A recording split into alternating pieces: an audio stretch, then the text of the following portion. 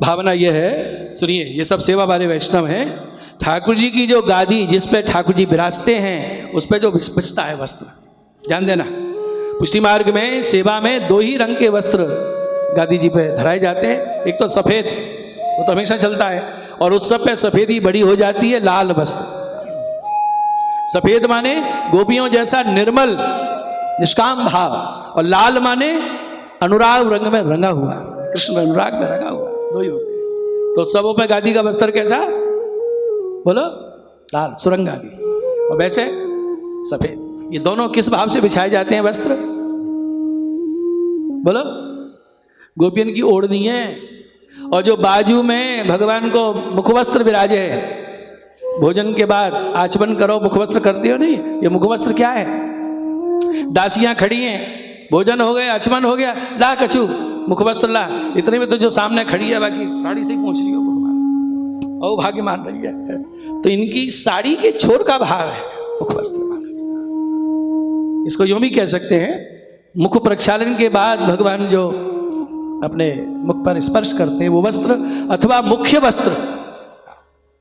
मुख्य वस्त्र कैसे, हमारे यहाँ उधर रीत है कि जब बेटा दूल्हा बन के निकासी होती है, विवाह के लिए जा रहा है ना, तो उसको कुछ खिलाया जाता है, तो नेग मिलता है जो मुंह पहुंचती है उसको, आंचल मारती माँ को। और उत्तर प्रदेश में तो एक जगह ये रिवाज देखिए कि माता जी आसपास कुआं हो, पहले कुएं थे, उसमें पैर लटका के बैठ जाती है, बैठिए, और बेटा आएगा मनाने, माता जी कुएं में मत कूदो, मैं बहू लेके आऊंगा, ऐसी बहू लाऊंगा तुम्हारी बहुत सेवा करेगी। ये लोग रीते हैं वहां। तो मुंह पोंछना, ये सब इसके नेग मिलते हैं, तो माता जी को नेग दिया जाता है, चिंता नहीं करो, बहुत अच्छी बहू लाऊंगा। सो माँ खड़ी हो जाती है, कुएं में टांग लटकाई खड़ी हो गई, और अपने आंचल से मुंह पोंछती है, राइनों उतार देती है छोरे की। तो गोपियों के द्वारा जिस वस्त्र से भगवान का मुख प्रक्षालन हुआ है वो मुख वस्त्र है। बोलो कृष्ण कन्हैया लाल की।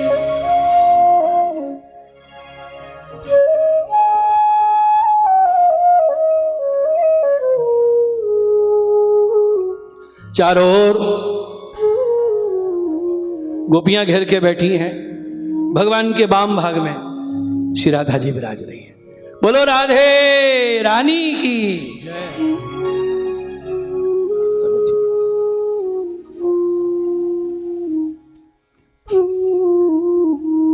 उस समय गोपियों ने एक प्रश्न किया है भगवान से,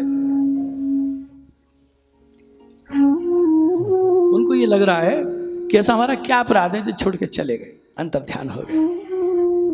गोपी ने पूछा,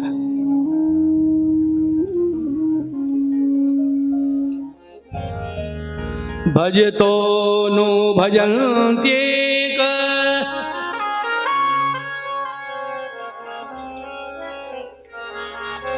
एक एतत्पर्यं नो भयास्य भजन्त्येक एतन्नो ब्रूहि साधु भो।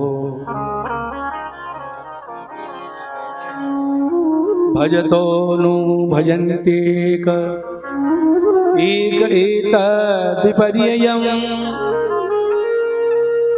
नो भयांश भजन्ते एतन्नो ब्रूहि साधु भो।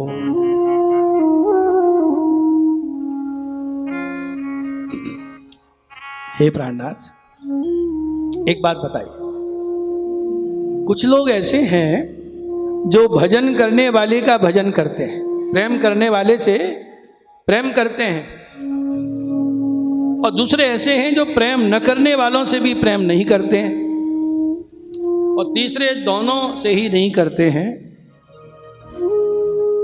ये आप हमें समझाइए। गोपियों का संकेत यह है कि तीनों में आप कौन हो? एक वो है जो प्रेम करने वाले से प्रेम करते हैं, दूसरे वो हैं जो प्रेम न करने वाले से भी प्रेम करते हैं, और तीसरे वो हैं दोनों से नहीं करते। तो भगवान बोले, श्री भगवान वाच मिथो भजन्ति ये सख्यः स्वार्थैकान्त्योज्यमायते न तत्र सौहृदं धर्म स्वार्थार्थं तद्धि नान्यथा मितो भजन्ति ये सख्यः। जो परस्पर भजन करते हैं, तुमने प्रेम किया इसलिए हम तुमसे प्रेम कर रहे हैं, इसमें सुहृदयता नहीं है, केवल स्वार्थ है, परोपकार नहीं है। हमने किया तुमने किया, व्यवहार है ये। और दूसरे भजन्त्य भजतो ये वै करुणा पितरौ यथा धर्मो निरपवादोत्र सौहृदं च सुमध्यमा। हे सुमध्यमा गोपियों, जो लोग भजन न करने वालों का भी भजन करते हैं, वो दयालु होते हैं, कारुणिक होते हैं, हितैषी होते हैं। माता पिता गुरुजन संतान चाहे न चाहे वो हमेशा उसका हित चाहते हैं, ये हितैषी लोग। धर्मो निरपवादोत्र सौहृदं च सुमध्यमा। गोपियों के लिए क्या संबोधन कर रहे हैं ठाकुर जी? सुमध्यमा। हे सुमध्यमा हो। सुमध्यमा कौन होते हैं? बोलो। आप कहोगे कि बिल्कुल संस्कृत नहीं लो तो आप जीवन में इसका अर्थ समझे नहीं पाओ।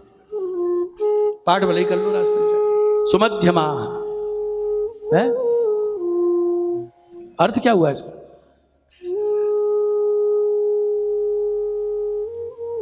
ये स्त्री के सौंदर्य का संकेत है, गोपियों के लिए कह रहे हैं सुमध्यमा।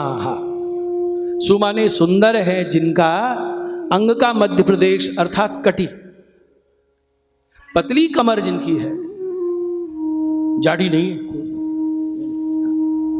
वो उनके लिए संकेत क्या है? सुमध्यमा। मध्य प्रदेश माने कटी प्रदेश जिनका सुंदर है। कितना भी सुंदर स्वरूप हो, अगर जाडापन है तो सुंदरता नहीं। तो भगवान कह रहे हे सुमध्यमा हो, वे दयालु होते हैं, कारुणिक होते हैं, माता पिता गुरुजन चाहे चाहे न चाहे। और तुमने कहा जो दोनों से ही प्रेम नहीं करते वो कौन है? वो 4 प्रकार के होते हैं।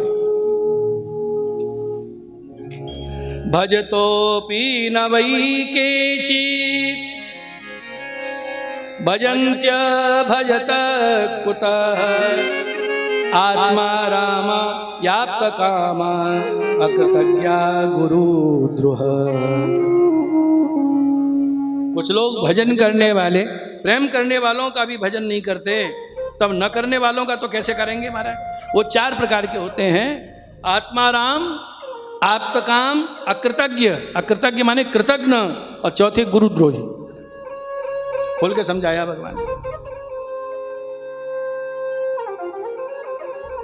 गोपी भगवान को देख रही हैं और मन में सोच रही हैं, एक दूसरे को देख के मुस्कुरा रही हैं। व्याख्या तो कर दी, पर हमारे प्राणनाथ इनमें कौन से हैं?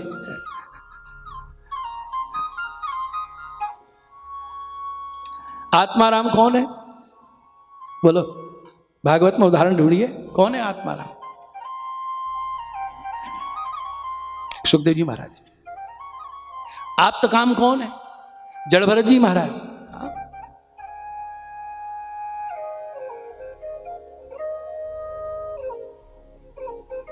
इनको कौन प्रेम कर रहा है इनको पता ही नहीं, फिर तो दोषी नहीं है। और तीसरे अकृतज्ञ, जो कृतज्ञता को न स्वीकार करे।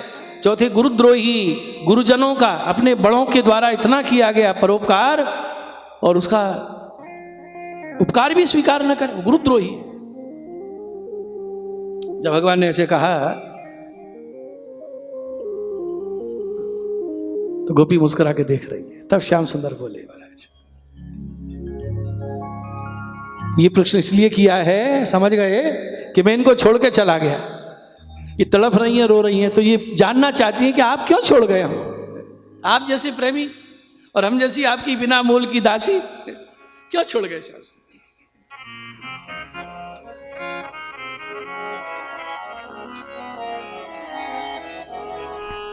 नाहं तु सख्यो भजतोपि जन्तु। भगवान आज्ञा कर रहे हैं, नाहं तु सख्यो भजतोपि जन्तु। भजाम्यमीशामनुव्रतिव्रतयो यथा धनो लब्धधने विनष्टे तच्चिन्तयान्य निवृतो न वेद।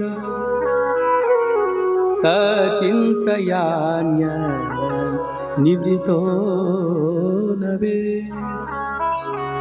भीमपला से बहुत सुंदर भगवान समाधान करते हैं। हे गोपियों,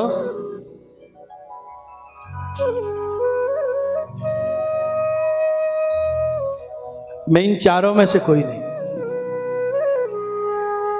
क्योंकि जीव के नियम परमात्मा पे लागू नहीं हो सकते। मैं भजन करने वालों का भजन इसलिए नहीं करता हूं कि उनकी वृत्ति मुझ में सदा लगी रहे। जैसे निर्धन का धन चला जाए तो उसका मन धन की चिंता में रम जाता है, रात दिन उसी के बारे में विचार करता रहता है। गोपियों देखो, भगवान न तो आप्त काम है, ना आत्मा राम है, ना कृतज्ञ हैं, न गुरुद्रोही हैं। जो जीव के लिए व्यवस्था बनी है वो परमात्मा पे लागू नहीं हो सकती। क्यों? क्यों? क्योंकि हमको भगवान की अपेक्षा है, भगवान को हमारी अपेक्षा, हाँ सीधी बात है। कौन सा काम अटक जाएगा हमारे बिना उनका? क्योंकि वो सब कुछ करने में समर्थ हैं। भगवान फलरूप हैं, उन्हें साधन की आवश्यकता नहीं है। देखो, प्यासा कुएं के पास जाता है, कुआं जल से उसकी प्यास बुझाता है, क्योंकि जल प्यासे का जीवन है, फल है। तो प्यासे के नियम जल पे लागू होंगे क्या?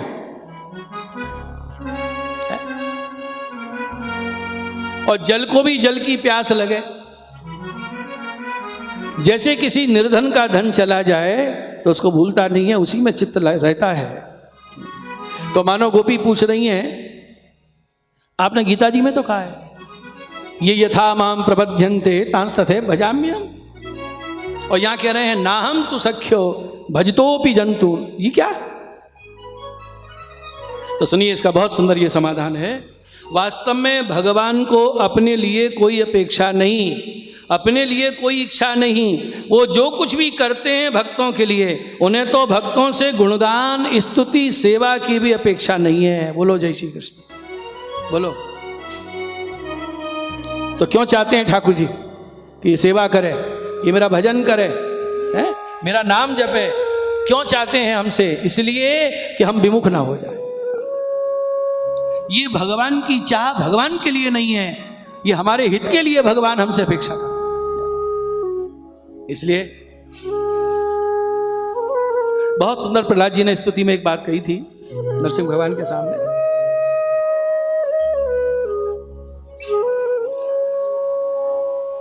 नैवात्मन प्रभुरयं निजलाभपूर्णो मानं जनाद विदुषः करुणो वृणीते यज्जनो भगवते विदधीतमानं तच्चात्मने प्रतिमुखस्य यथा मुखश्री। देखो, कोई सुंदर स्त्री लाखों करोड़ों के हीरे जवाहरात पन्ना माणिक के आभूषण पहन के दर्पण के सामने खड़ी हो गई और दर्पण में मुख देख रही है और दर्पण से क्या बोली? सुनो, ये मेरे आभूषण करोड़ों के हैं, रत्नों के हैं। आज तक तुम्हारे अंदर ऐसा प्रतिबिंब नहीं होगा। मैं नहीं होती तो ये प्रतिबिंब तुम्हें कैसे मिलता? ये देने वाली मैं हूं। सुंदर रूप मिला तुम्हें मेरा प्रतिबिंब के रूप में, मेरे आभूषण इतने मूल्यवान तुम्हारे अंदर प्रतिबिंबित हो रहे हैं। ये सब मैं नहीं होती तो आपको कुछ नहीं मिलता। अब दर्पण क्या बोला उसे? दर्पण बोला, सुनिए देवी जी, तुम्हारा शरीर, तुम्हारा रूप तुम्हारे पास है, मुझे क्या मिला उसमें? तुम्हारे आभूषण तुम पहनी, मैंने क्या ले लिया उसमें? और तुम कह रही हो प्रतिबिंब के रूप में दिया है। अरे मैं मानता हूं मेरे अंदर तुम्हारा प्रतिबिंब आया है, मानता हूं मैं, लेकिन उसका आनंद भी तुम्हें मिला। अगर दर्पण नहीं होता तो अपना रूप आप कैसे देखती? मैं कैसी लग रही हूं आभूषण बन के, कैसे? तो प्रतिफल सामने खड़े होने का तुमको ही मिला है, मुझे आपने प्रतिबिंब दिया है, लेकिन फल आपको ही प्राप्त हुआ है। तो हम ठाकुर जी को जो भोग धराते हैं ना, पीछे भोग सर जाता है तो प्रसाद कौन लेता है? सब चीज भगवान प्रसादी करके देते हैं। पहले अन्न प्रसादी, अब हो गई अदरामृत प्रसादी, और आनंद, सेवा में आनंद, दर्शन में। ये सब अपेक्षा क्यों करते हैं ठाकुर जी? कि मैं तेरी चीज तुझे ही अलौकिक बना के दूंगा और तू विमुख ना हो जाए। मुझसे विमुख हो गया तो तेरा फिर कहीं ठिकाना। इसलिए भगवान सेवा की भी अपेक्षा कर रहे हैं। ये मेरा गुणगान गावे इसकी अपेक्षा करते हैं, ये मेरा नाम जपे इसकी अपेक्षा करते हैं। वास्तव में भगवान को अपने लिए हमसे कोई अपेक्षा नहीं। क्या सुंदर बात कही है। भगवान कह रहे हैं गोपियों, मैं जो भजन करूंगा वो भजन तुम्हारे जैसा नहीं होगा। क्यों? देखिए, मैं भजन कर ही नहीं सकता।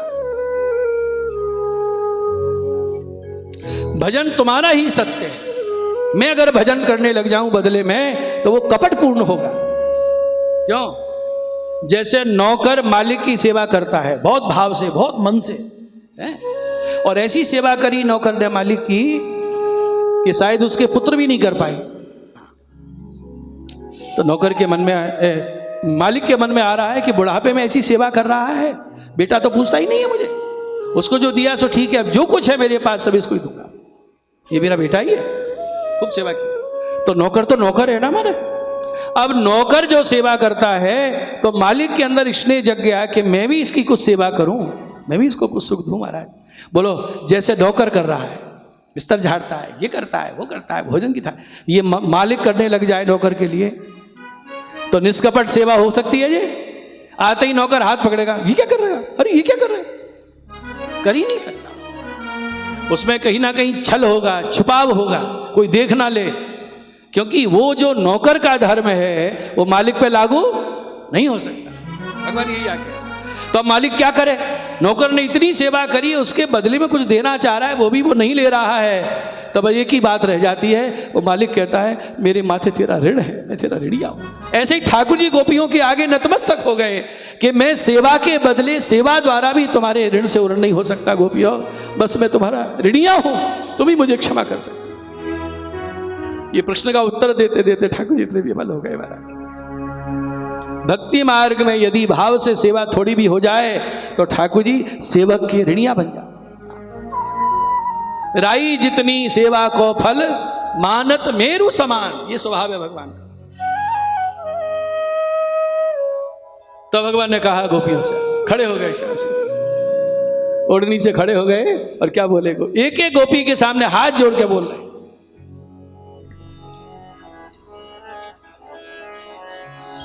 न पार ये हम निरवध्य संयोजा, न पार ये हम निरवध्य संयोजा, स्वसाधु कृत्यं विबुधा युषापि वः, स्वसाधु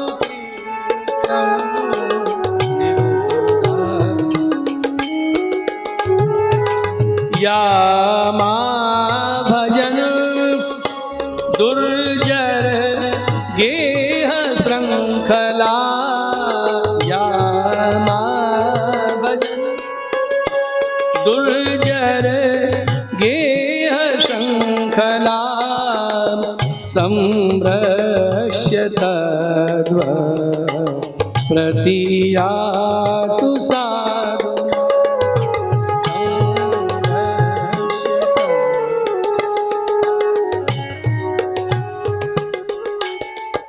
न पार्ये हम निर्वध्य संयोजाम, स्वसाधु कृत्यम विबुधायुषापि, विबुधायुषापि ब्रह्मा जैसी लंबी आयु, सबसे लंबी आयु ब्रह्मा जी की, ब्रह्मा जैसी लंबी आयु लेके और एक एक गोपी के घर में रह के उसकी सेवा करूं तो भी स्वसाधु कृत्यम, तुम्हारे साधु कृत्य से मैं उरण नहीं हो सकता। तुमने जो त्याग किया है, क्या त्याग है?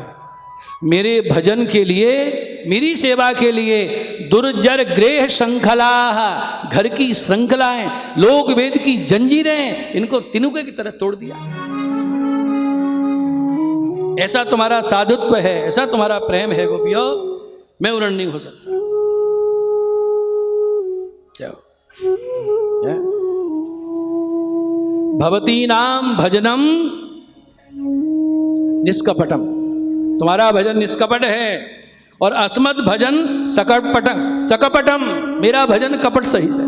निष्कपट भजन तुम नहीं किया है तो मैं तुम्हारा ऋणिया ही बन के रहूंगा।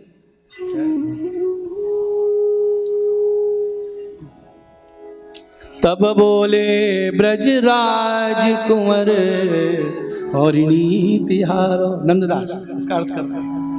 तब बोले ब्रजराज कुंवर हरिणी तिहारो, अपने मन ते दूर करो तुम दोष हमारो।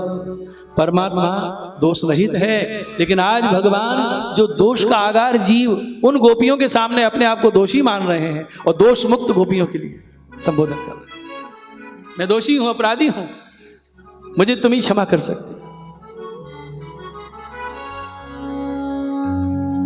कोटि कल्प लगी तुम प्रति प्रति उपकार करो तो, हे मन हरणी तरणी तब उरण न हो तो। भगवान गोपियों से कह रहे हैं, तरणी नौका, मुझे पार लगाने वाली, मैं सबको पार लगाता हूं लेकिन मुझे पार लगाने वाली तुम हो। एक एक गोपी के घर में सेवा करूं तो भी उरण। ये सेवा निष्काम सेवा ऐसी वस्तु है महाराज कि ठाकुर जी भक्त की ऋणिया हो जाती। कुछ मांगता है नहीं, देना चाहता हूं, लेना नहीं चाहता, मेरा ही सुख विचारता है, ऋणी बन जाते हैं। तुम जो करी सो को ना करे, सुन नवल किशोरी, लोक वेद की सुदृढ़ श्रृंखला तृण समतोरी। मेरे लिए तुमने लोक वेद की श्रृंखला जंजीरों को, श्रृंखलाओं को घास के तिनके की तरह तोड़ दिया।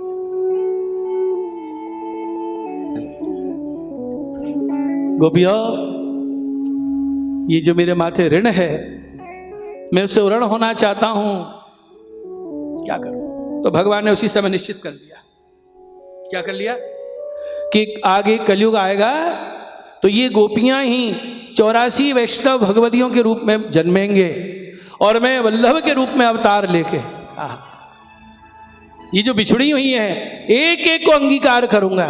इन्होंने मुझे खोजा ब्रज 84 कोस में, कृष्ण कहाँ है, कृष्ण कहाँ है, और मैं इनको खोजने के लिए पूरे भारत की 3 बार परिक्रमा करूंगा और खोज खोज के इनको अंगीकार करूंगा। और ये परंपरा चलेगी। मैं वल्लभ रूप में अंगीकार करके भी पूर्ण नहीं हो पाऊंगा। फिर मेरे पुत्र विट्ठलनाथ जी, फिर मेरे वंश में आज तक वल्लभ का वंश जो बिछड़े हुए हैं, खोज खोज के उनको लाला के अंगीकार करा रहे हैं।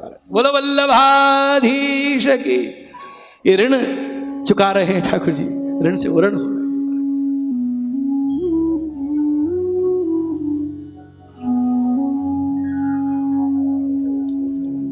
बोलो राधा रानी की।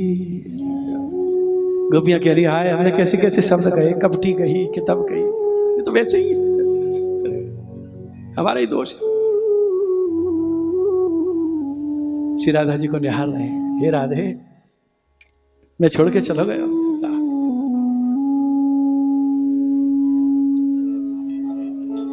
ब्रज के रसिक 3 हरि वृंदावन में हुए। हरि, श्री हरिवंश जी हरि, हरिराम व्यास जी हरि, और स्वामी हरिदास। महाराज जी वृंदावन रसिक लगते हैं मुझे, देखो क्या सिर हिला रहे हैं, वो तो रसिक की पहचान में एक दिन में हो जाती। ठाकुर जी बोले, तब मेरे नैन सिरात किशोरी, तब मेरे नैन सिरात किशोरी, जब तेरे नयन निहारो, जब तेरे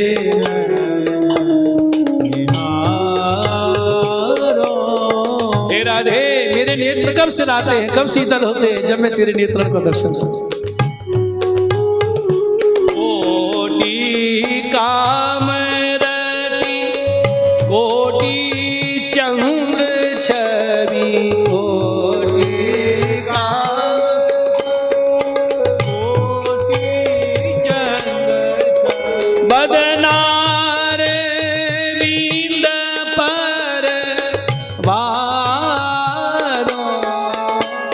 बदनार बिंद पर वारो, तब मेरे नैन सिरात किशोरी, तब मेरे नैन सिरात किशोरी, जब तेरे नैन निहार,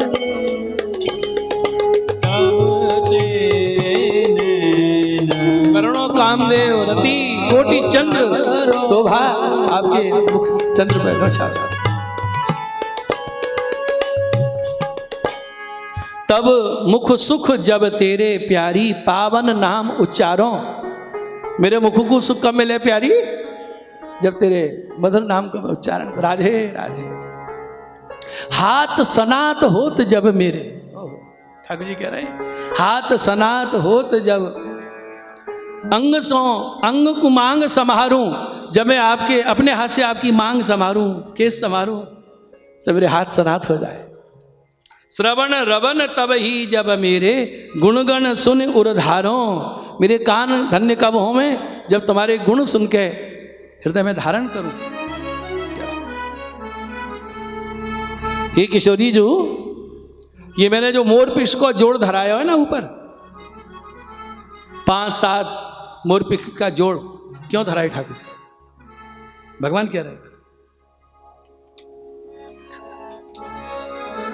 तब मेरा मोर मुकुट साचो है, तब मेरा मोर मुकुट साचो है,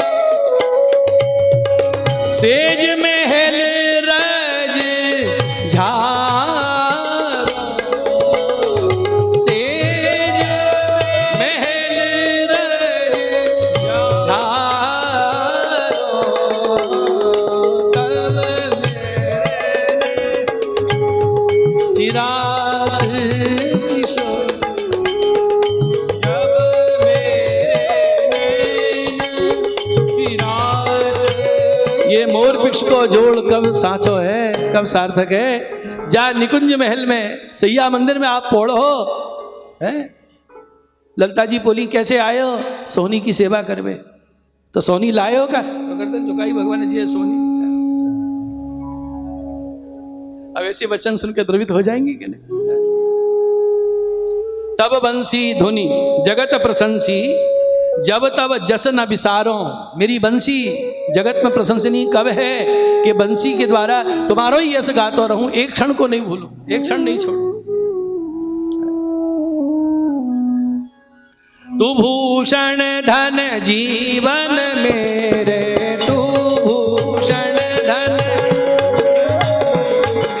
यह व्रत मन प्रतिपारो, यह व्रत मन प्रतिपारो, व्यास स्वामिनी के तन मन पर, व्यास स्वामिनी के तन मन पर, व्यास स्वामिनी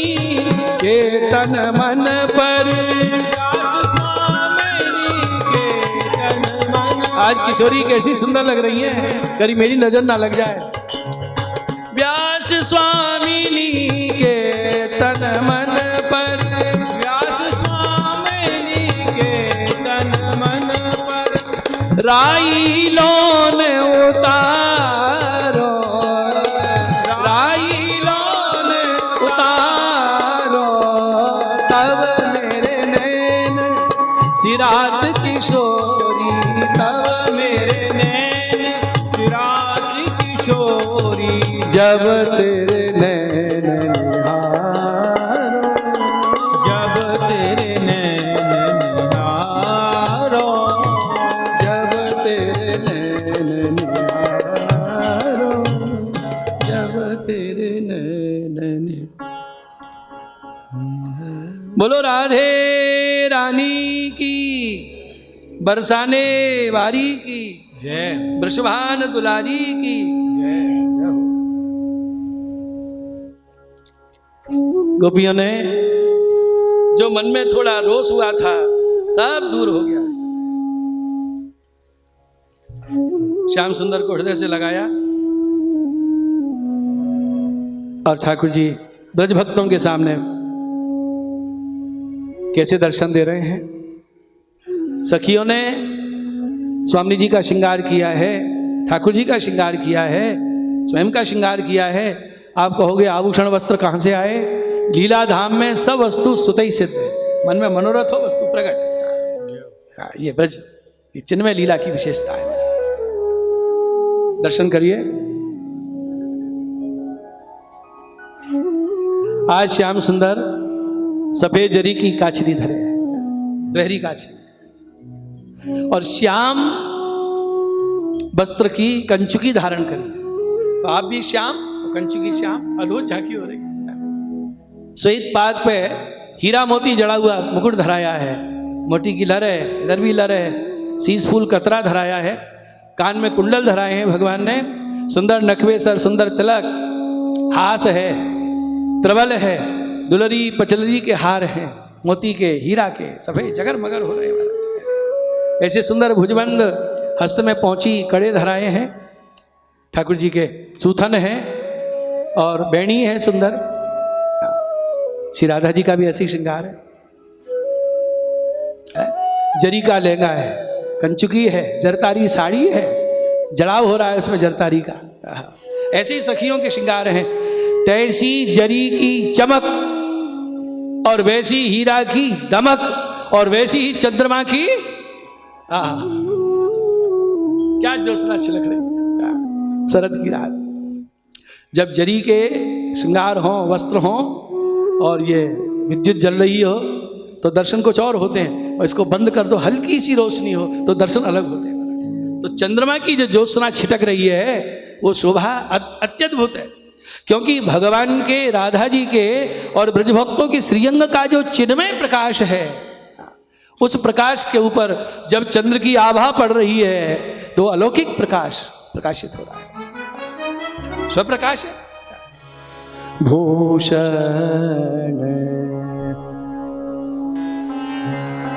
सजे श्यामल अंग, भूषण सजे श्यामल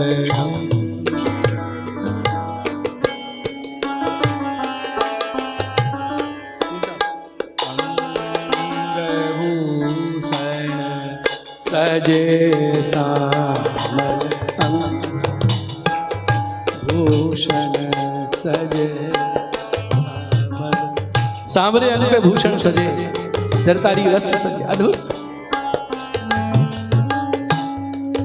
कमल पत्र माणे हैं महाराज, इस पर भी चमक प्रभा है। लाडीली ब्रश भानुजू की, लाडली ब्रश भानुजू के लिए है हरि संग भूषण, लिए है हरि संग भूषण, सज श्यामल अंग भूषण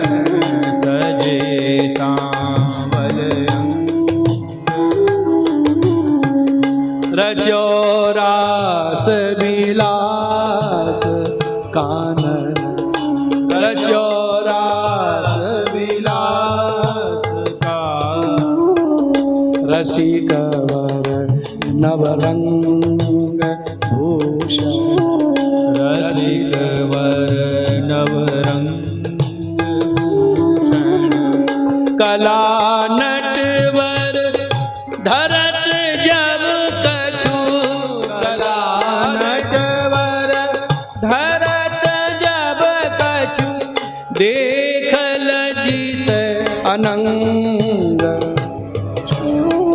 देख लजित अनंग भूषण सजे सावल अंग भूषण सजे सांवल वेणु ध्वनि सुनि थकित मुनि गण वेणु धुन सुन थकित मुनिगण गति लेत थई थई धूंद भूषण गति लेत थई थई भूषण श्री विठल गिरिधरन लाल की श्री विठ्ठल गिरिधरन लाल की बलि जाऊं ललित त्रिभंग भूषण बल जाऊं ललित त्रिभंग भूषण सजे सांवल भूषण सजे सांवल सजे सांवल सजे सांवल सजे सांवल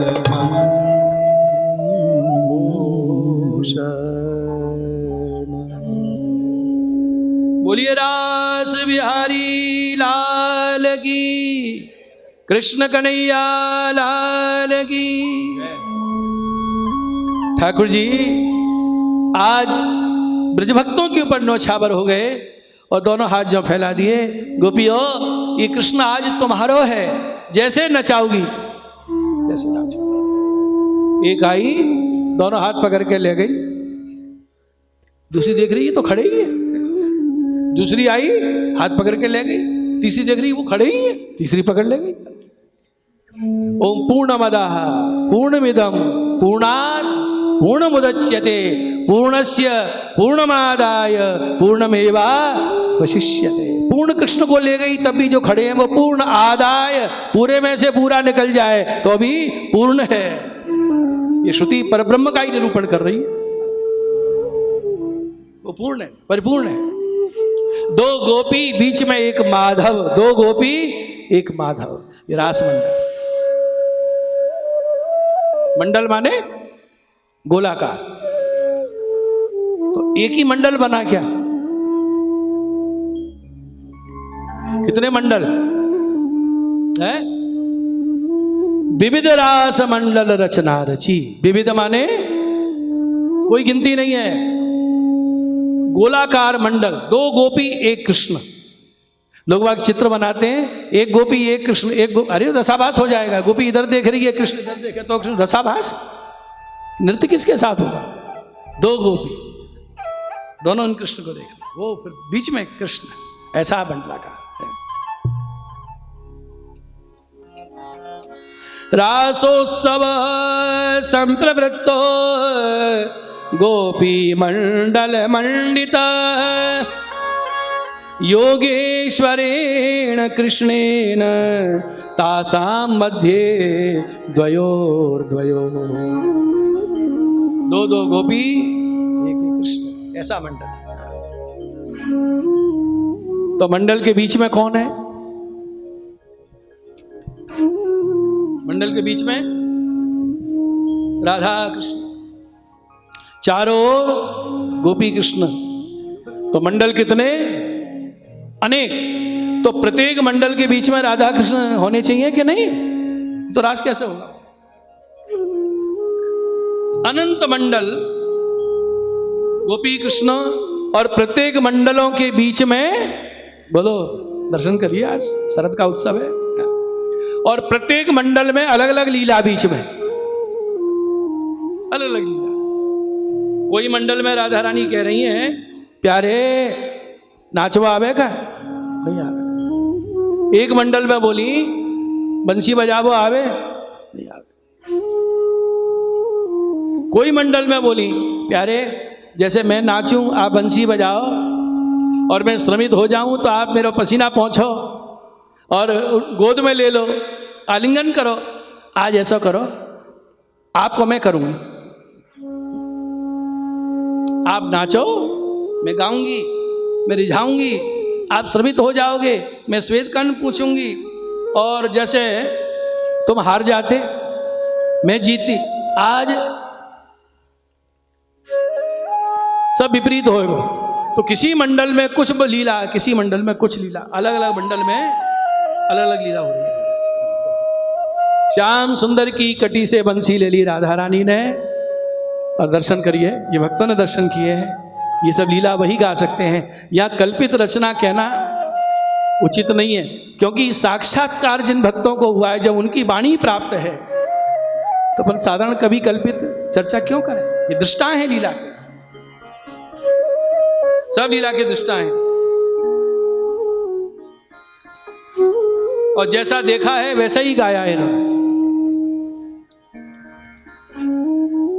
बोलिए रास बिहारी लाल की, कृष्ण कन्हैया लाल की। गोस्वामी हितरवंश जी वृंदावन राधा वल्लभ लाल को जिन्होंने लाल लड़ाया है, देववन में जिनने प्रकट किए ठाकुर जी रंगी लाल जी आज भी विराज है। ये सब हम लोग अध्ययन नहीं करते ना, इसलिए आनंद नहीं ले पाते। बंसी के अवतार मानेगा, कैसे कैसे भक्तों पे कृपा की है। लीला के दृष्टा हैं। 84 पदों की रचना उनका संग्रह है जिसका नाम है हित 84।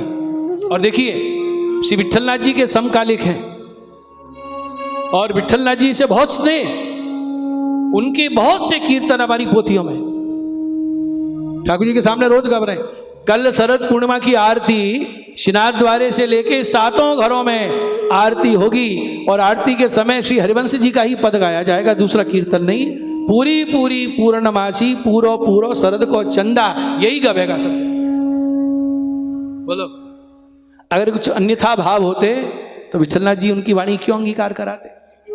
और वहां जाइए आप, समाज होता है वहां अष्टछाप की वाणी गब रही, क्योंकि लाओगे कहां से। और जो लीला के दर्शन करने वाले भगवती हुए वो हो गए, यहाँ के वहां गब रहे हैं, वहां के यहाँ गब रहे हैं। पहले इतना भेदभाव नहीं था, आजकल खींचातानी ज्यादा हो गई। आजकल तो अपने में ही खींचातानी चल रही है, अपने ही चल रही है, आजकल की लीला ही निराली है।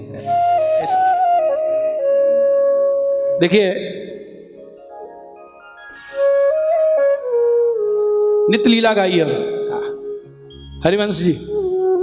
आज गोपाल रास रस खेल, आज गोपाल रास रस खेल, बोले न कल्पतरु तीररी सजनी। आज गोपाल रास रस खेलत, बोले न कल्पतरु तीरा। शरद विमल नव चंद्र विराजत, शरद विमल नव चंद्र विराजत, रोचन त्रिविध समीरा। रोचन त्रिविध समीरा, शरद का चंद्रमा त्रिविध समीर प्रवाहित हो रहा है, शीतल बन सुगंध। आज गोपाल लाल राज कर रहे हैं कहाँ, यमुना के पुलिन के तट। देखो अपनी पोथियों में ऐसा है, पुलिन कल्प तरु तीरा, रोचक त्रिविध शरीरा, ऐसे ही छपा है ना। लेकिन हमने वृंदावन के प्रातः स्मरणीय नित्य लीलास्त्र श्री ललिताचरण गोस्वामी जी महाराज, उन्होंने जो राधा सुध हित 84 पुस्तक दी, उसमें ऐसे छपा और वो ज़्यादा प्रमाणित। या तो बहुत ज़्यादा शब्दावली बदल दी गई है। हाँ, ये है। आप लीला के दृष्टा बने हैं और अंतरंग सखी को दर्शन करा रहे हैं। बोले न कल्प तरु तीर री सजनी, सखी से क्या,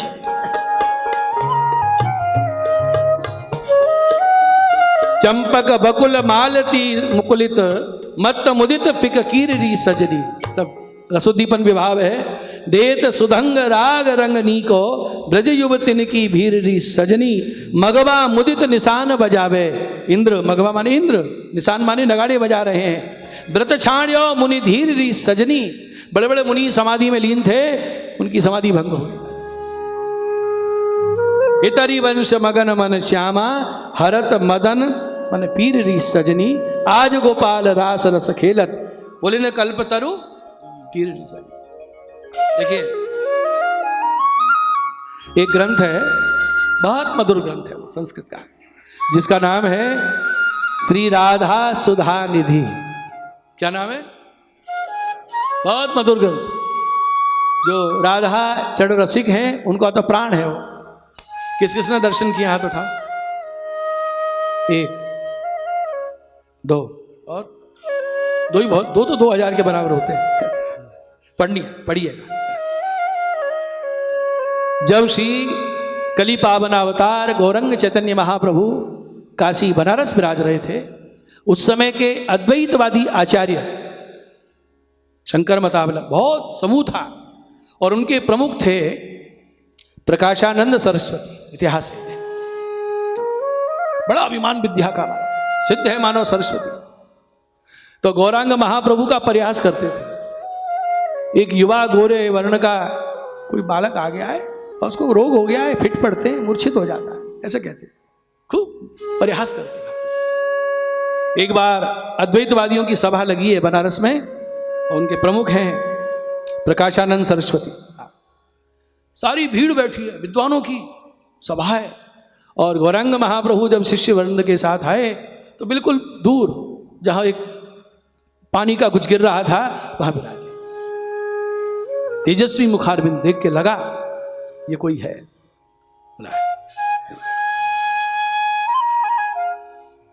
आप ही कृष्ण चैतन्य हैं? खड़े हो गए। मुझे कहते हैं मैं आशु कवि हूं। सरस्वती सिद्धि के बाद मैं इसी समय रचना कर सकता, आप जिस विषय पे, और मेरी रचित रचना में आज तक कोई त्रुटि नहीं निकाल सका।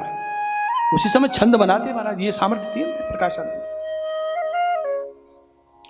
तो गौरांग महाप्रभु बोले तो आपके ऊपर कृपा है, आप तो इस लायक है, और आप जैसे इतने प्रकांड विद्वान की रचना में त्रुटि कौन निकाल सकता है? तो आप, मैंने सुना है आपने भी थोड़ा अध्ययन किया है नदिया में, नवद्वीप में। हाँ, थोड़ा बहुत गुरुजनों से पढ़ लिया है। मैं एक श्लोक रचना करता, एक श्लोक सुनाया और कहा इसमें आप एक भी कमी निकाल दीजिए किसी भी तरह की। सो महाप्रभु जी खड़े हो गए और बड़े दैन्य से, इसमें जो पहला शब्द है इसमें व्याकरण की ये त्रुटि दिख रही है, ये नहीं आना चाहिए, इसमें यूं तो ये त्रुटि, 60 दोष निकाल दिए श्लोक में से। प्रकाशानंद जी नीचे गिरे, कूद गए, बोले ऐसी प्रतिभा किसी व्यक्ति में पंडित में नहीं हो सकती। वो सबके सामने उस दिन ही नतमस्तक। और वेणी माधव जी का मंदिर वेणु जो ध्वस्त किया गया औरंगजेब के द्वारा, वहां जब महाप्रभु नृत्य कर रहे थे तो बड़ी इच्छा हो रही है कि जाके दर्शन करें, पर प्रतिष्ठा इतनी थी बनारस में, जैसे तैसे चले गए। वो नाच रहे, उद्दंड नृत्य हो रहा है। और जब प्रकाशानंद भीतर गए, नाचते नाचते श्री गौरांग महाप्रभु ने दोनों हाथ पकड़ के भुजाओं में भर के आलिंगन किया, और आलिंगन करते ही उनके अंदर प्रेम का संचार कर दिया, और वो भी प्रेम में घोर होकर नाचते थे। कृपा का दान दिया, पीछे दीक्षा हुई, बहुत भक्त हुए, और प्रकाशानंद जी का नाम रखा प्रबोधानंद। प्रबोधानंद। और आज्ञा की वृंदावन में हमारे सेवक हैं रूप सनातन आदि गोस्वामी, वहां जाओ भजन करते महाराज। लेकिन मन माने की बात है, वृंदावन आए, सब भक्तों से मिले, यद्यपि गुरु भाई हैं रूप गोस्वामी पाद, सनातन गोस्वामी पाद, लेकिन उनकी आसक्ति हो गई हरिवंश जी। और इतनी प्रीति दोनों में महाराज कि एक अद्भुत ग्रंथ है राधा सुधानिधि, उस ग्रंथ के ऊपर खींचातानी चलती है। राधा वल्लभी हमारे वैष्णव कहते हैं नहीं हरिवंश जी की रचना है, और हमारे गौर भाई भक्तवृंद कहते हैं नहीं प्रबोधानंद जी की रचना। एक बार मैं फंस गया दोनों, आप बताइए किसकी मानते हो? मैंने कहा भैया कैसा ग्रंथ है? बोले अद्भुत ग्रंथ है। तो क्यों झगड़ रहे हो किसकी रचना है? उसमें जो रस भरा है उसको पियो ना, खूब गाओ, सुनो सुनाओ सत्संग में। इस विषय में क्या रखा है महाराज, किसी के लिए हो ऐसा अद्भुत श्लोक। एक श्लोक देखिए, पहला श्लोक है राधा सुधानिधि। यस्याह कदापि वसनांचल खेलनोत्थ धन्याति धन्य पवनेन कृतार्थमानि योगीन्द्र दुर्गम गति मधुसूदनोऽपि तस्या नमोस्तु वृषभानुभुवो दिशेति। पहला यस्या कदापि वसनांचल खेलनोत्थ धन्याति धन्य पवनेन कृतार्थमानि। जिनका नीलांबर साड़ी का छोर उड़ रहा है और अचानक शीतल मंद सुगंध वायु चल गई और वायु से वो नीलांबर श्री राधा जी का वो ठाकुर जी के अंग का स्पर्श कर गया, लहराता हुआ छू गया। तो भगवान कह रहे हैं धन्य है ये पवन जिसके स्पर्श से योगियों को भी अति दुर्लभ है। जो मधुसूदन श्री कृष्ण वो राधा जी के नीलांबर के छोर का स्पर्श हो जाने से ही अपने आप को कृतकृत्य मान रहे हैं। ऐसी राधा रानी उन वृषभानंदिनी राधा जी की दिशा को मैं नमस्कार करता हूं। धन्याति धन्य पवनेन कृतार्थमानि, अपने आप को कृतार्थ मान रहे। चलो हवा के ही द्वारा आपके नीलांबर का स्पर्श तो हो गया। बोलिए राधे रानी की, कृष्ण कन्हैया लाल की। इनके शिष्य हुए झांसी के पास ओरछा है, ओरछा के महाराज मधुकर शाह जिनकी पत्नी गणेश कुमार बाई वो अपनी भक्ति से अयोध्या से साक्षात रामलला को लेके आई। साक्षात राम जी बता रहे, ये मध्यकाल का इतिहास है, आज भी विराज रहे। पति पत्नी में विवाद हो गया, ऐसी ज्यादा भक्त हो तो ले आओ ठाकुर जी को, हम तब जाने। मधुकर शाह कृष्ण भक्त हैं, वो राम भक्त थे, मैं उस इतिहास में नहीं पढ़ रहा हूं। उनके राज पुरोहित थे कौन? हरिराम व्यास। अभी जब हमने कीर्तन गाया है ना, तब मेरे नयन से रात किस उन्हीं की रचना। और हमारे कितने कीर्तन गाए जाते, और वहां सूरदास परमानंद सबके गपते सब जगह, कहां से लाओगे? और तो व्यासदास की भावना थी जीवन में कोई ऐसा मिले जो मुझे इसी देह से भगवान की लीला का दर्शन करा दे। काशी दिग्विजय करके आए थे, सब पंडितों को पराजित किया था शास्त्रार्थ में। वृंदावन में आए, हरिवंश जी के सेवक हुए और फिर वृंदावन छोड़ के गए नहीं। ब्राह्मण है, वैष्णव हो गए, जनेऊ लटका है, यमुना तट पे भजन करते। एक दिन क्या हुआ, युगल स्वरूप रास कर रहे हैं, व्यास जी का दर्शन करा है। राधा रानी नाच रही है, ठाकुर जी नाच रहे हैं, ललता पखावज बजा रही है, व्यास जी कीर्तन कर रहे हैं। जो द्रुत ताल चली, द्रुत नृत्य हुआ, सो नाचते नाचते क्या हुआ, दोनों एक दूसरे का हाथ पकड़ के नाच रहे हैं। राधा जी के चरण का घुंघरू का डोरा खुल गया, घुंघरू बिखर गए। जो घुंघरू बिखरे ऐसी मुद्रा में खड़े रहे। ओहो कितना श्रम हो रहा है, रास नहीं हो पा रहा, क्यों? अरे बोले डोरी टूट गई, घुंघरू बिखर गए। व्यास जी देखे अब क्या करें, जनेऊ पड़ा था कंधे पे, जनेऊ उतारा, तोड़ दिया और घुंघरुओं को पोया, चरणों में बांध दिया। फिर रास शुरू हो गया, नाच रहे। कोई ब्रजवासी वहां से निकले, अब उनको राधा कृष्ण का दर्शन तो हो नहीं रहा है। व्यास जी दिख रहे हैं कि व्यास जी गा रहे थे और गाते गाते जाने क्या उमंग आई, जनेऊ तोड़ डाला और जनेऊ को लेकर जो करने लगे। ये समाचार उसने हरिवंश जी को विनती की। जब व्यासदास आए, दंडवत करके बैठे, व्यासदास अरे ब्राह्मण को जनेऊ संस्कार होवे, और आज तूने वो भी तोड़ दिया। अरे वैष्णव को कर्तव्य है कंठी धारण करे, लेकिन अगर वो ब्राह्मण आदि वर्ण में है और जनेऊ संस्कार भयो है तो वाको भी पालन करना चाहिए। तो क्या बोले गुरुदेव, आपकी कृपा से पालन हो रहा था, लेकिन आज मुझे अनुभव हुआ कि ब्राह्मण घर में जन्म नहीं होता, जनेऊ संस्कार नहीं होता तो किशोरी जी खड़ी रह जाती, रास में घुंघरू कैसे बनते। आज ब्राह्मण घर में जन्म लेना और जनेऊ संस्कार करना सार्थक हो गया। कृपा तो और तो डोरी नहीं मिली, मेरे कन्ना में डोरी हती मेरे चरण में बांध दी, आज जनेऊ धरना सफल हो गया। वो व्यासदास क्या गा रहे हो? एक मंडल में राधा कृष्ण है, लीला देखिए।